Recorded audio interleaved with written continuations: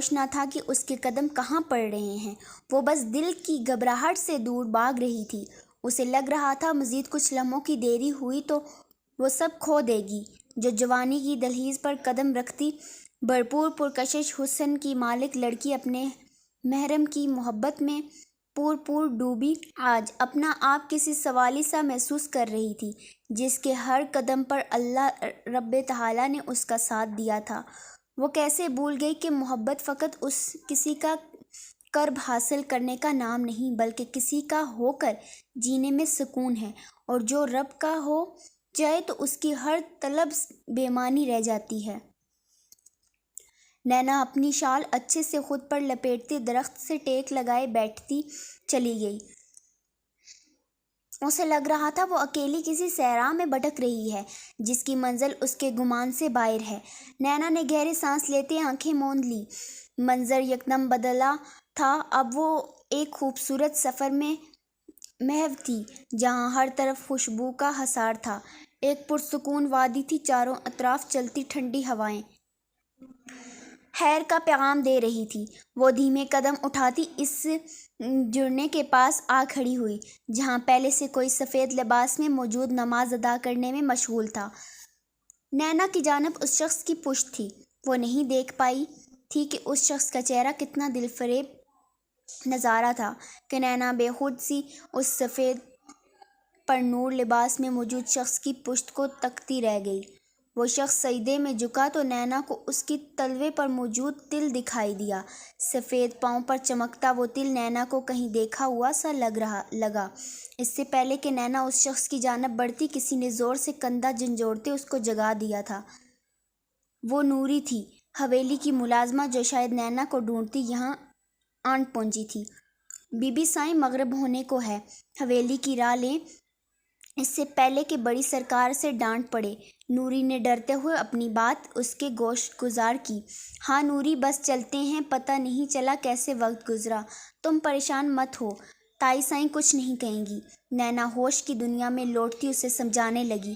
اذان سنتے ہی دونوں کے قدم حویلی کی جانب تھے۔ کچھ ہی دیر میں نینا حویلی پہنچ چکی تھی۔ شکر کا اس وقت یہاں کوئی موجود نہیں تھا۔ وہ سیدھا اپنے کمرے میں جاتی دروازہ بند کر گئی۔ آج جو کیفیت اس کے دل و دماغ پر طاری تھی، وہ بڑی حسین تھی۔ نینا چاہتی تھی کہ اب سے وہ صرف اپنے اللہ کی پیاری بن جائے، سب کے رنگوں میں رنگنے کے بجائے وہ رب کی رنگ کو چن لے۔ وہ جلدی سے اپنے کپڑے بدلتی وضو کرنے چلی گئی۔ نینا نے پورے خشوع و خضوع سے وضو کرتے رب کی وحدانیت اور اپنے محبوب نبی کی تعریف بیان کی۔ ایک دھن سی تھی جو چٹنے لگی تھی۔ وہ جائے نماز بچھاتے رب کے سامنے سر باسجود تھی۔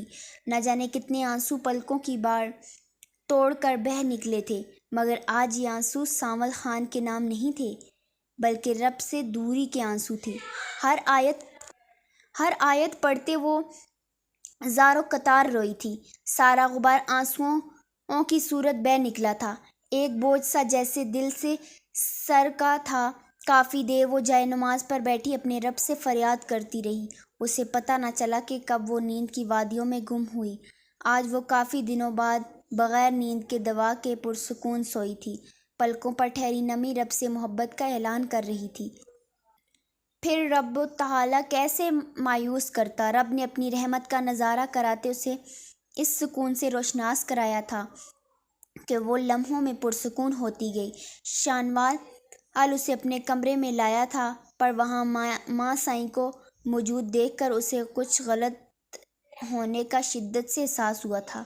شانوال نے لب بھینچتے ان کی بے یقین نظروں میں دیکھا تھا، جن کی نگاہیں شانوال کی باہوں میں پڑی زرشے پر ٹکی تھی۔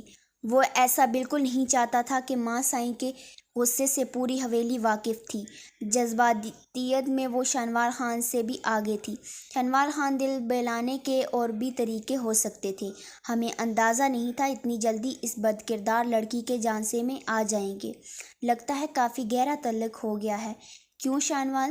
ان کی چبھتی نظروں اور نازیبا الفاظ پر شانوال شرمندہ سا ہوتا زرشے کو بیڈ پر لٹاتا ان کی طرف متوجہ ہوا۔